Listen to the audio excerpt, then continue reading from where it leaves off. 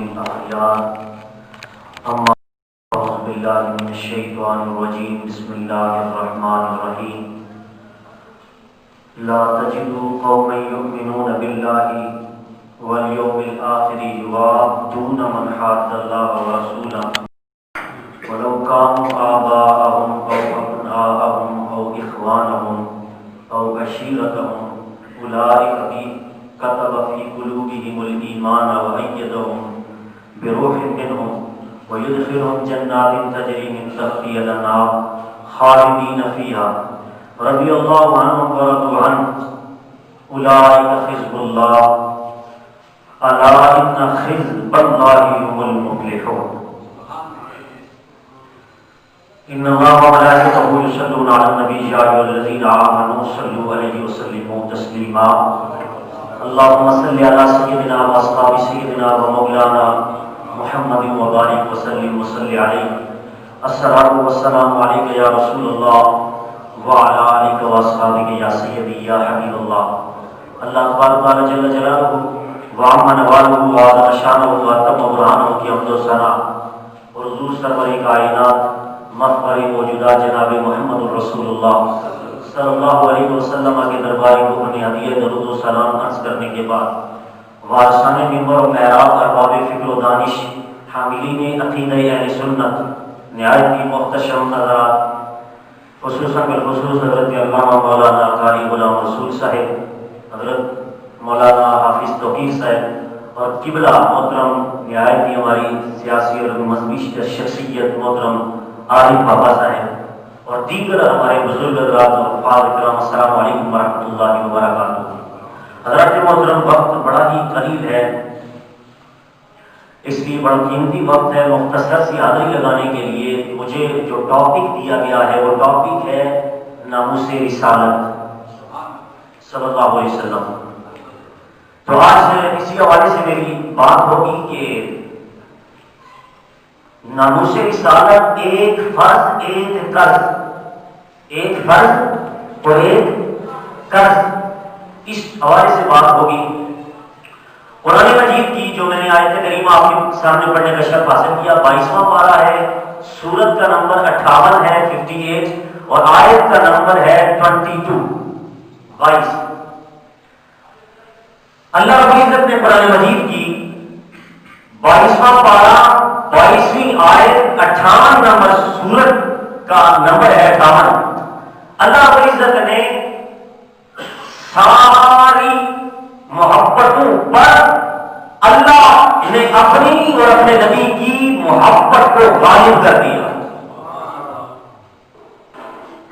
تو اللہ کی محبت اور اللہ کے نبی کی محبت غالب آ گئی اس مقام اور اس آیت کے اندر اللہ رب العزت نے اس کی حفاظت کو اور اس کے اجر کو بیان کیا ہے۔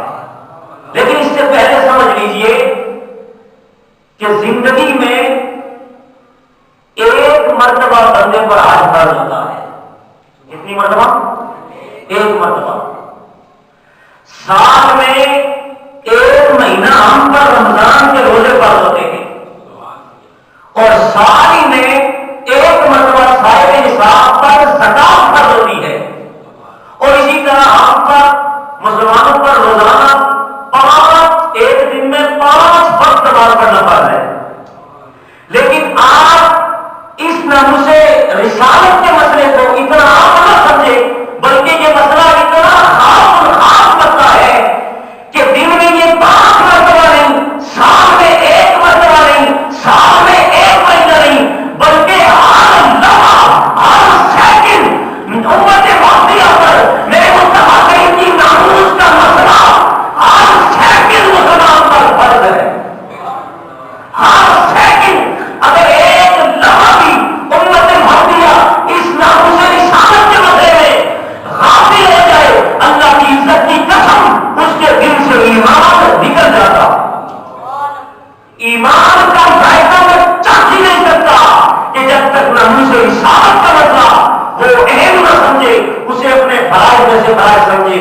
حالانکہ محترم کیونکہ وقت نہیں ہے، یہ بہت ہی لمبا وسیع موضوع ہے، اس پر میں نے تقریباً آج جیسے پر مشتمل خطاب کیا، اگر نیٹ پر سننا چاہیں تو تفصیلی سن سکتے ہیں یوٹیوب پر، لیکن مختصر چند نوارے آپ کی خدمت میں یعنی کہ لنگر آپ کے سامنے پیش کر رہا ہوں۔ قرآن مجید کی جو آیت کریمہ میں نے آپ کے سامنے پڑھی، اس میں اللہ وہی سے کچھ شاہ فرماتا ہے نا تجدو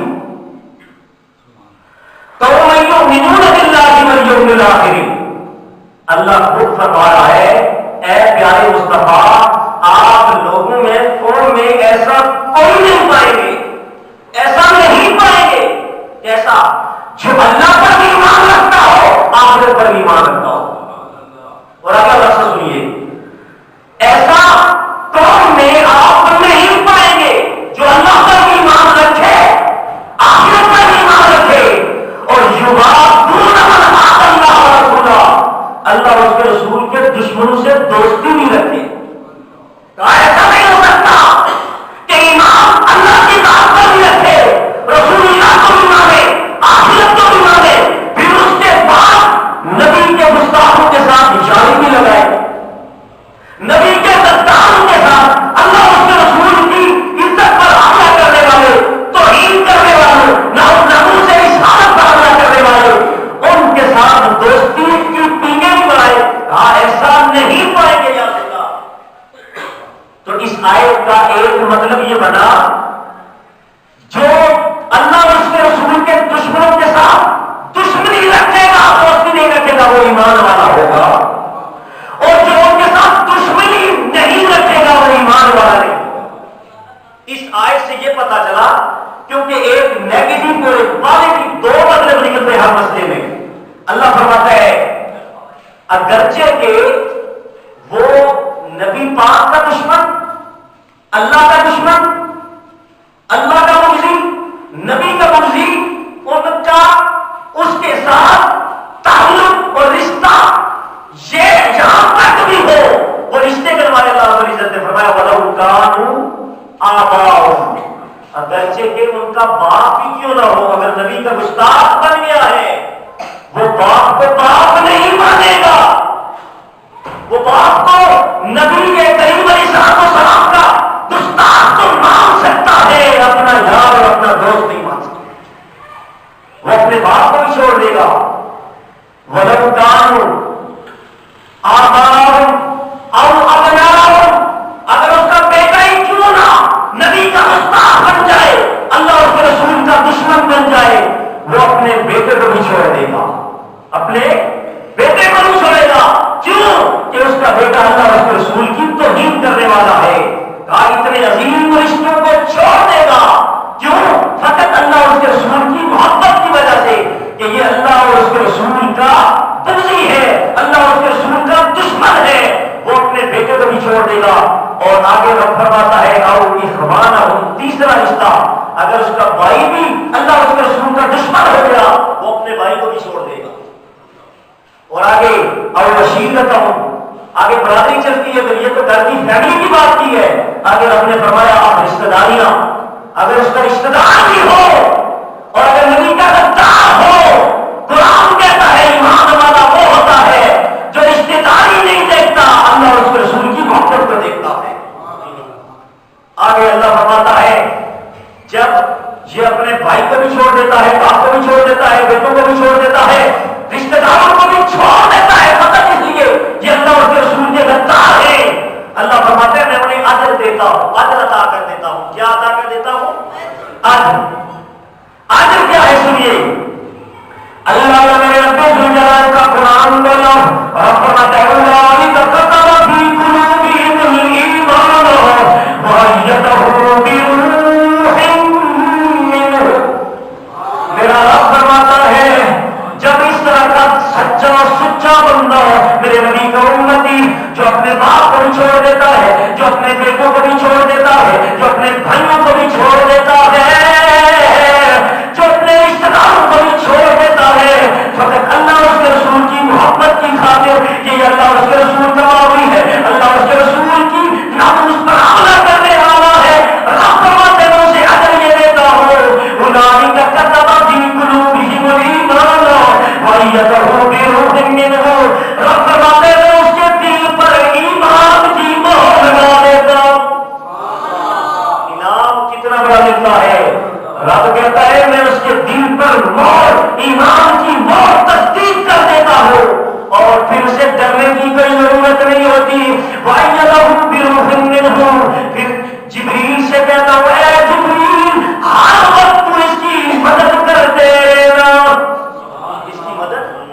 کرتے رہنا. چنانچہ وہ کوئی تو ممتاز قادری بن جاتا ہے, کوئی غازی ندیم بن جاتا ہے, کوئی غازی شدید خان کی صورت میں عدالت کے اندر ایک غدار کو قتل کر دیتا ہے, اور ممتاز قادری 27 گولیاں مار کر یہ بتا دیتا ہے ساری کائنات میں سب سے بڑی اگر عزت ہے تو اللہ کے نبی کی عزت ہے. پھر بندہ سوچتا ہے دھڑا کیوں نہیں ہے ممتاز قادری, اتنے بڑے بھرنے کو اس نے قتل کر دیا. ارے قرآن تو بڑا قرآن کہتا ہے بھائی چلو اللہ کے جو فرشتے ہیں اور فرشتوں کا جو سردار ہے, چیف منسٹر ہے, اس کی مدد شامل ہو جاتی ہے. پھر بندے کو ڈرنے کی کیا ضرورت ہے؟ اللہ کہتا ہے جبریل صاحب ہو کے مدد کرتا ہے. اور آگے رب فرماتا ہے وَأَيَّدَهُمْ بِرُوحٍ مِّنْهُ, اللہ فرماتا ہے جبریل کے ذریعے مدد کرواتا ہوں. وَيُدْخِلُهُمْ جَنَّاتٍ تَجْرِي مِن تَحْتِهَا الْأَنْهَارُ, پھر جنتیں عطا کرتا ہوں جس کے نیچے سے نہریں بہتی ہیں. خالدین فیہا, وہ ہمیشہ اس میں رہیں گے. اور آگے رضی اللہ عنہ اللہ فرماتا ہے وہ اللہ ان سے راضی ہو گیا, ورضوا عنہ, اور وہ اللہ سے راضی ہو گئے. یہ لفظ ذہن میں رکھیے, رضی اللہ عنہ. یہ لفظ ہم اگر کسی غیر صحابی کے لیے بولتے, لوگ کہتے ہیں کہ کیوں بول دیا, تو سنیے قیامت تک جو بھی عاشق رسول حضور کی ناموس کی خاطر شہید ہوگا اس پر رضی اللہ عنہ کا اطلاق جس طرح ملک ممتاز قادری رضی اللہ عنہ ہم کہہ سکتے ہیں. قرآن کی یہ آیت کہتی ہے اللہ اس سے راضی ہو جاتا ہے جو ناموس رسالت کا سپاہی بن جاتا ہے. اور آگے اولئک حزب اللہ, اللہ فرماتا ہے یہی اللہ کی پارٹی ہے. کیا ہے؟ اللہ کی جماعت ہے. آج لوگ کہتے ہیں نہیں یہ فرقہ واریت ہے, یہ گستاخ رسول کے خلاف بات کرنا, ناموس رسالت کی بات کرنا, یہ تو دہشت گردی ہے. میں نے کہا یہ دہشت گردی ہے تو قرآن کی یہ آیتیں نکالو کہ جس میں اللہ کو عزت فرماتا ہے جاہد الکفار والمنافقین, جہاد کرو کفار اور منافقین کے ساتھ. تو یہاں پر اللہ فرماتا ہے یہی پارٹی اللہ کی ہے جو اللہ کے رسول کی محبت ساری محبتوں پر غالب کر کے اپنے نبی کے گستاخوں کو چھوڑ کر فقط اللہ اس رسول کے ساتھ محبت کرتی ہے. اللہ فرماتا ہے الا ان حزب اللہ هم المفلحون, یہی اللہ کی پارٹی فلاح اور کامیاب ہونے والی ہے, یہی کامیاب ہونے والی ہے. حضرت محترم اس کی تھوڑی سی تفصیل میں بیان کر دوں. اسباب نزول کے اندر 9268 پر یہاں مراد یہ ہے کہ وہ ان کا اگر باپ بھی آ جائے نا ان کے مقابلے میں نبی کے گستاخ بن کے تو وہ باپ کو بھی برداشت نہیں کریں گے. کیسے؟ اس پر پریکٹیکل بھی ہوا ہے. یہ تو تھیوری ہے قرآن, اس قرآن جیسی تھیوری پر عمل کرنے والے میرے نبی کے صحابہ ہیں, انہوں نے پریکٹیکل کیا. قرآن کی آیت نازل نہ ہوئی یہ والی آیت جب سیدنا صدیق اکبر نے اپنے باپ حضرت ابو قحافہ رضی اللہ عنہ بعد مسلمان ہو گئے تھے. بس یہ وہ صحابی ہیں کہ جن کا باپ بھی صحابی, خود بھی صحابی, بیٹا بھی صحابی, پوتا بھی صحابی ہے. یہ حضرت ابو بکر صدیق ان کی شان میں یہ آیت نازل ہوئی ہے. آپ نے اپنے باپ کو تھپڑ دے مارا. تھپڑ کیوں مارا؟ سب نبی صلی اللہ علیہ وسلم, ابو قحافہ نے میرے نبی کو گالی دی تھی, سب کیا تھا, توہین کی تھی. تو کیا ہوا جس وقت توہین کی انا جو قحافہ سب نبی صلی اللہ علیہ وسلم فسکہ ابو بکر صدقہ فسقط علیہ علی نبی صلی اللہ علیہ وسلم ان نبی علی فذکر ذلك فقال فاعطاهم الیہ والذی بعثک بالحق نبیا لو کان السیف منی لقریب لقتلت عندہ. حضرت ابو بکر صدیق نے کیا کیا؟ جس وقت باپ نے میرے نبی کے گستاخی کی تو آپ نے زور سے تماچا مارا, فسکہ زور سے تھپڑ مارا باپ کو, ایسا تھپڑ مارا کہ سر کے بل باپ نیچے گر گیا. اور پھر خود جا کر میرے نبی کی بارگاہ میں پیش ہوئے اور جا کر میرے نبی سے کہنے لگے یا رسول اللہ آج میں نے اپنے باپ کو, ایک طرف میرا باپ تھا اور دوسری طرف آپ کی عزت کی بات تھی, میں نے اپنے باپ کو نہیں چھوڑا, مار دیا. تو میرے نبی نے فرمایا آپ لا تعود الیک، آج کے بعد ایسا نہ کرنا تھپڑ لگ گیا نا اس کا دماغ ٹھکانے آ جائے گا، آج کے بعد تھپڑ نہ مارنا۔ وجہ کیا تھی؟ میرے نبی کو پتا تھا یہ ابو قحافہ ایک نہ ایک دن میرا غلام بن جائے گا، میرا صحابی بن جائے گا۔ حضرت محترم جس وقت تھپڑ مارا میرے نبی نے حضرت ابوبکر کو کہا آج تو میں تھپڑ نہیں مارنا، لیکن آگے پھر طرف مجھے حضرت ابوبکر کہنے لگی یا رسول اللہ میرے ہاتھ میں کچھ نہیں تھا، صرف ہاتھ ہی تھا، تھپڑ دے مارا باپ کو، لیکن یاد رکھیے والذی بعثک بالحق نبیا، اللہ کی عزت کی قسم جس رب نے آپ کو نبی بنا کر بھیجا ہے، اللہ کی عزت کی قسم میں آپ کی قسم اٹھا کے کہتا اگر لو کانا نبی لو کانا السیف منی قریب لقتلت عندا، اگر میرے ہاتھ میں یا رسول اللہ تلوار ہوتی میں تلوار سے اپنے باپ کا سر قلم کر دیتا، باپ کا سر قلم کر دیتا۔ یہ وہ صحابہ ہیں جنہوں نے اپنے باپ کی محبت کو حضور کی محبت پر فوقیت نہیں دی، اپنی اولاد کی محبت کو حضور کی محبت پر فوقیت نہیں دی۔ میرے مصطفیٰ کریم کا مقام یہ ہے کہ بندے کو ایمان تب ملتا ہے جب ساری محبتوں پر مصطفیٰ کی محبت غالب آ جائے، غالب آ جائے۔ آگے او ابناؤ، اگر تمہارے بیٹے بھی کیوں نہ ہو، اگر نبی کے گستاخ بن جاؤ چھوڑ دو انہیں، تو حضرت عبداللہ بن جراح ان کے بارے میں آتا ہے کہ انہوں نے کیا کیا، ان کے بارے میں بھی آتا ہے عبداللہ بن جراح اپنے باپ کو انہوں نے قتل کیا احد کے میدان میں، احد کے میدان میں، احد کا میدان ہے اور اس میدان میں حضرت عبید اللہ، حضرت عبید بھی کہہ سکتے ہیں بن جراح، بن جراح یعنی کہ اپنے باپ جراح کو احد کے میدان میں قتل کر دیا۔ ایک روایت کے مطابق یہ آتا ہے کہ یہ آیت حضرت عبداللہ بن جراح کے پر نازل ہوئی تھی کہ انہوں نے اپنے باپ کو قتل کر دیا تھا، یہ نبی کے مخالف کھڑے تھے، اور روایت کے طرف قتل ابا عبیدہ بن جراح یوم احد، یعنی کہ حضرت عبداللہ بن جراح نے اپنے باپ کو احد کے میدان میں قتل کر دیا۔ اور آگے چلیے او ابناہم سے مراد اگر یہ باپ ہے تو ماں کا بھی ایک کوئی مقام ہوتا ہے، تو ماں کے بارے میں حضرت صاحب بن وقاص فرماتے ہیں جب انہوں نے میرے نبی کا کلمہ پڑھ لیا، کس نے؟ سعد بن ابی وقاص نے میرے نبی کا جس وقت کلمہ پڑھ لیا تو ان کی ماں کیا کہنے لگی؟ ان کی ماں کہنے لگی سعد تو نے جس نبی کا کلمہ پڑھ لیا نا اس نبی کا کلمہ چھوڑ دو، اگر تم نہیں چھوڑو گے تو میں بھوک ہڑتال کروں گی۔ کیا کروں گی؟ بھوک ہڑتال کروں گی۔ سعد بن وقاص میرے نبی کے صحابی، یہ نہیں کہا کہ یہ میری ماں ہے، ماں نے کہا بیٹا میں بھوک ہڑتال کروں گی اور پھر میں مر جاؤں گی۔ اللہ میرے نبی کے صحابی حضرت سعد بن وقاص رضی اللہ تعالیٰ عنہ جس وقت ان کی ماں نے کہنے لگی سعد اگر اپنے گلے سے نبی کا پٹا تم نے نہ نکالا میں بھوک ہڑتال نہیں کروں گی، میں مر جاؤں گی، مر جاؤں گی، مر جاؤں گی۔ حضرت سعد بن وقاص نے دیکھا ایک طرف میری امی ہے اور دوسری طرف میرا نبی امی ہے۔ حضرت سعد بن وقاص نے کیا جواب دیا؟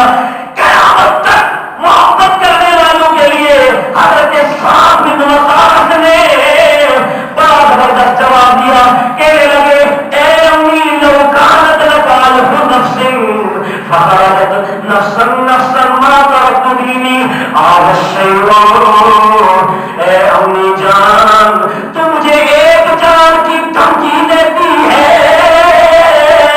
کہ تیری ایک جان ہے تو مر جائے گی۔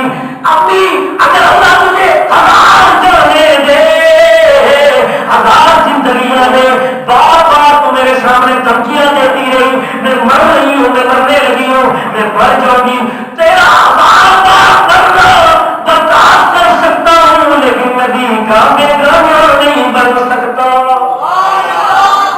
کہا نبی کا بیگانہ تجھے 1000 بار مرنا دیکھ سکتا ہوں گا لیکن نبی کی ذات کو نہیں چھوڑ سکتا۔ حضرت محترم او ابناہم کی تفسیر میں یہ وہ صحابہ ہے عبداللہ بن جراح کی صورت میں، سعد بن وقاص کی صورت میں، حضرت ابوبکر بن ابو قحافہ کی صورت میں، یہ جیسے میرے نبی کے صحابہ ہیں جنہوں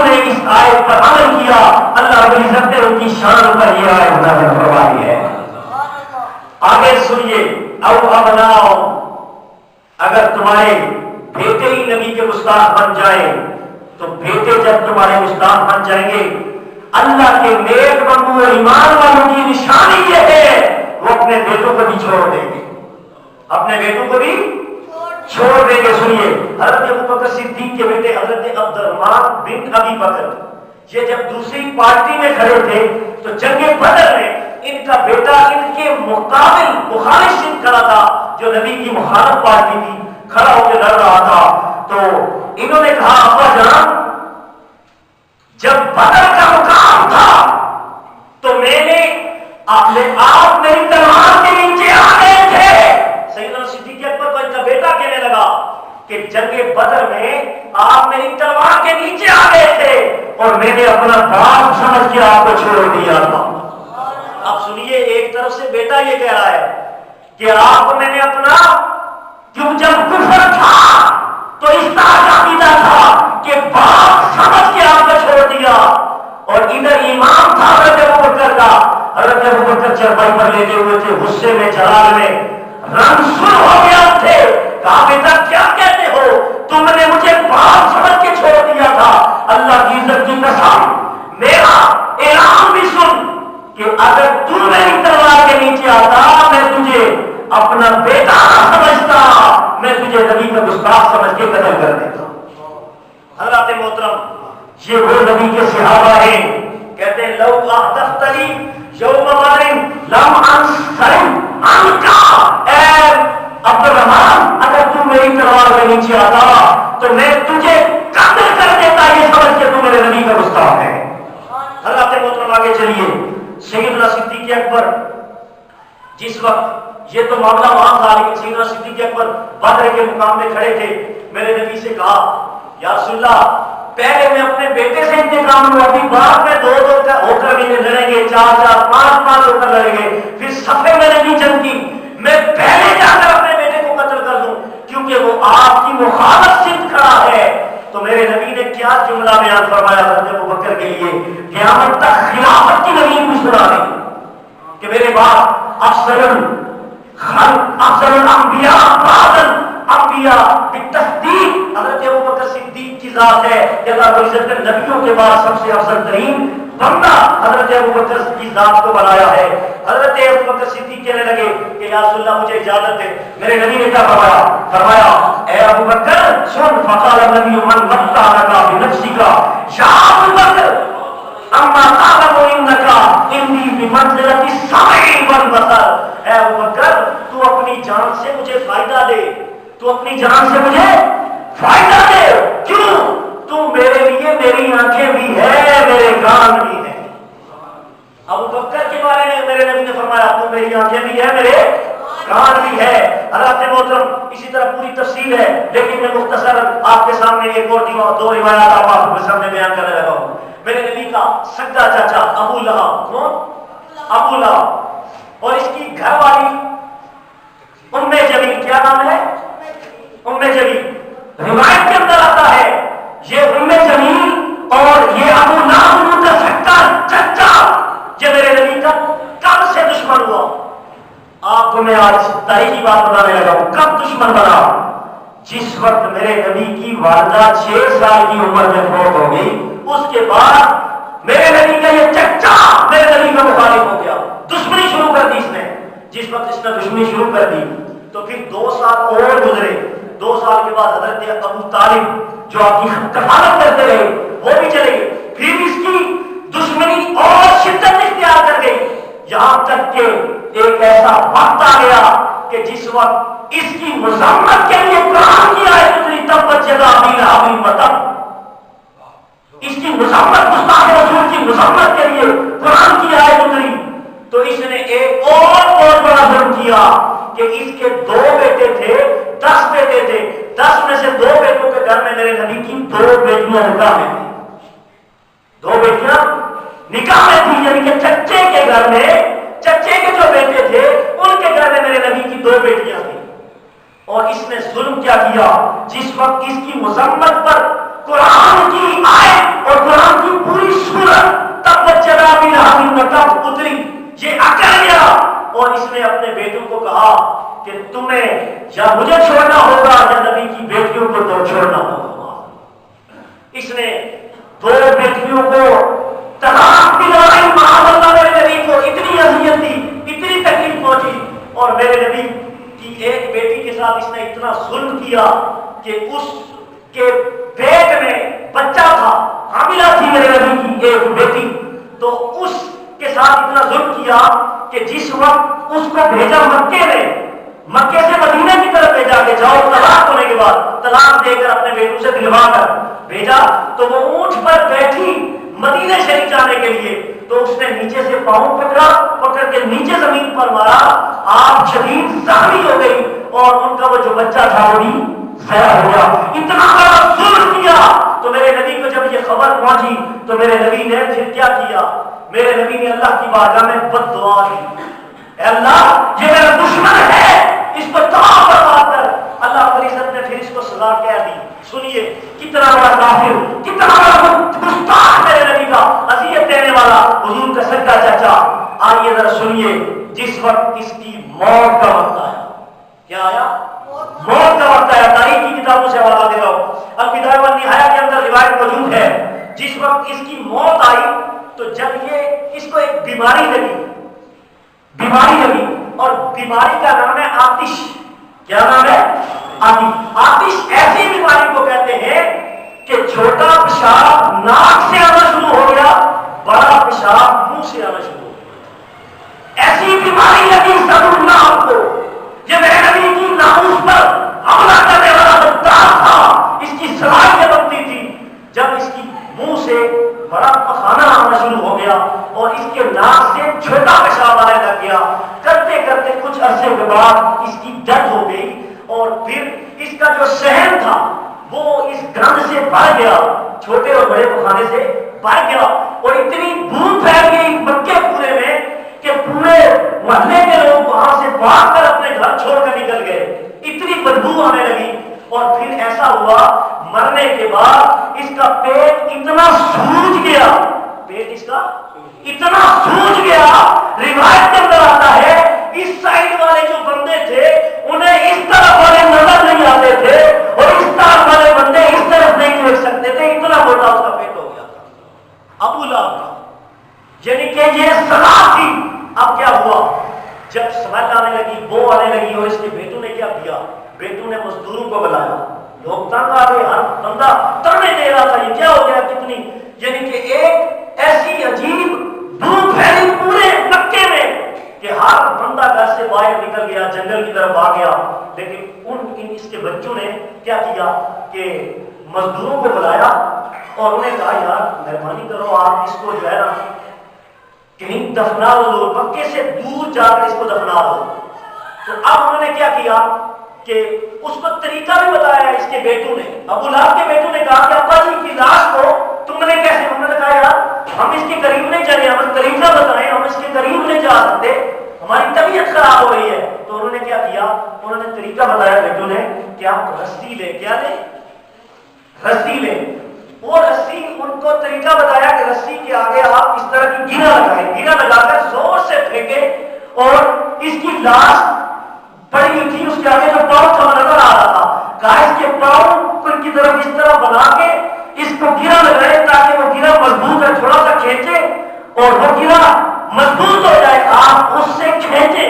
انہوں نے پھر وہاں اس طرح کیا، دونوں پاؤں کو اس طرح گرہ لگا کے رسے کے ساتھ کھینچا، اور وہاں مکے سے دور جنگل تک پھینکا، اور جب دفن کرنے کا وقت آیا تو بیٹوں نے کہا ان مزدوروں کو یار ایسا کرنا کہ اس کی بو اتنی آ گئی ہے، پہلے تم نے اتنا گہرا گڑھا کھودنا ہے تاکہ نیچے سب سے زیادہ نیچے اس کا جسم جائے، اور اس کے بعد تم نے پتھر پھینکنے، کیا پھینکنے؟ پتھر پھینکنے کے بعد پھر مٹی ڈالنی ہے تاکہ بو دوبارہ باہر نہ آ سکے۔ تو جب اس کی قبر کے کنارے اس کی لاش کو پہنچا دیا گیا، گڑھا کھود دیا گیا، اب مسئلہ یہ تھا پھینکے کیسے، اس کی لاش کو کیسے ڈالیں؟ وہ پھر مزدور کہنے لگے بھائی آپ طریقہ بتاؤ کیا کریں؟ تو اس کے بیٹوں نے بتایا ہونا کہ ابا جی کو آپ اس طرح باہر پھینکے، اس گڑھے کے اندر، اس قبر کے اندر پھینکے کہ آپ بڑے بڑے بانس لیں۔ وہ پھر بانس لے کر آئے بڑے بڑے، انہوں نے دور سے دھکے دے کر اس کی لاش کو ڈال کے اس کو دفن کر دیا۔ اب بخاری شریف کے اندر روایت موجود ہے جب یہ بندہ مرا، ابو لہب مر گیا، دفن ہو گیا۔ اب سنیے میں آخر میں ایک نقطہ دینے لگا ہوں۔ آپ کہتے ہیں ہم میلاد منانے کے لیے آتے ہیں، کیا ہمیں فائدہ ہوتا ہے یا نہیں ہوتا؟ تو ابو لہب کی ناموس کا مسئلہ بتا دیا کہ ناموس رسالت کتنا ضروری مسئلہ ہے، جس نے نہیں سمجھا اس کی دنیا اور آخرت خراب ہو گئی، جس طرح ابو لہب کی ہوئی۔ لیکن کیا ہوا، یہ دائمی کافر تھا، پکا کافر تھا، لیکن اس کے باوجود بخاری شریف کی حدیث نمبر 5101، بخاری کی حدیث نمبر 5101، اس کے گھر میں کسی نے اس کو خواب میں دیکھا، ابو لہب کو خواب میں دیکھا اور پوچھا بتا کہ تیرے ساتھ کیا معاملہ ہوا، تیرے ساتھ کیا معاملہ ہوا؟ تو روایت حدیث کے اندر آتے ہیں ماتا ابو لہب جب مر گیا تو اس کے گھر والوں نے خواب میں سے دیکھا، پوچھا تیرے ساتھ کیا گزری؟ کہنے لگا یار بڑا ہی مجھے شدید عذاب ہو رہا ہے، تکلیف کم نہیں ہوئی، مجھے اللہ کی طرف سے عذاب دے رہا ہے، میں جہنم کے اندر جل رہا ہوں۔ لیکن پیر والے دن کون سے دن؟ پیر والے دن مجھے تھوڑا سا پانی پلایا جاتا ہے، میرے عذاب میں تخفیف ہوتی ہے۔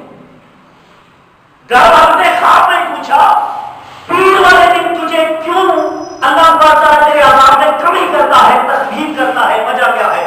تو خود ہی کہنے لگا ابو لہب کہنے لگا پاک طرف نبی صلی اللہ علیہ وسلم فلما ماتا طرف اذا تو بار علی بشر حبیبی قال ماذا لقیت قال سویبت لا سبحان اللہ، کہنے لگا کہ جس وقت میری ایک سویبہ اس کی لونڈی تھی، اس نے جب مجھے آ کر میرا بھتیجا محمد مصطفیٰ جب ان کا میلاد ہوا، ان کی ولادت ہوئی، تو ولادت کی خوشخبری مجھے دینے کے لیے میرے کمرے میں میری لونڈی سویبہ آئی۔ اس نے کہا کہ محمد کے گھر میں بیٹا تیرا بھتیجا پیدا ہو گیا ہے۔ جو ہی میں نے سنا کہ محمد کا میلاد ہوا ہے تو فوراً اس خوشی میں چچا ہو کر میں اپنا بھتیجا سمجھ کر، نبی سمجھ کر نہیں، بھتیجا سمجھ کے میں نے اپنی انگلی سے اشارہ کر کے اسے آزاد کر دیا۔ آزاد کرنے کی وجہ سے اللہ رب العزت نے اس خوشی کی وجہ سے کہ میں نے اپنے بھتیجے کو بھتیجا سمجھ کے اپنی خادمہ کو، اپنی ڈالی کو آزاد کر دیا، اللہ رب العزت نے میلاد کی خوشی کا لنگر مجھے قیامت تک عطا کر دیا۔ قیامت تک ہر سوموار والے دن اللہ سبحانہ تعالیٰ میرے عذاب میں کمی کر دیتا ہے۔ تو یاد رکھو جس نے صرف بھتیجا سمجھا، نبی نہ سمجھا اور میلاد بنایا، اور اسے قیامت تک اللہ رب العزت اور اس کے عذاب میں تخفیف کرتا ہے، تو جس نے نبی کا کلمہ پڑھا ہوگا، جو نبی کا دیوانہ ہوگا، جو نبی کا امتی ہوگا، جب وہ مصطفیٰ کریم کا میلاد منائے گا تو اللہ پاک اس کے عذاب میں کتنی تخفیف فرمائے گا۔ حضرات محترم اس پر بڑی تفصیلات ہیں، لیکن میں مختصر آپ کے سامنے چند باتیں بیان کر دی۔ اللہ مجھ سے دعا ہے کہ اللہ پاک ہمیں حقائق کو سمجھنے کی توفیق عطا فرمائے۔ باقی دعوایا الحمدللہ رب العالمین۔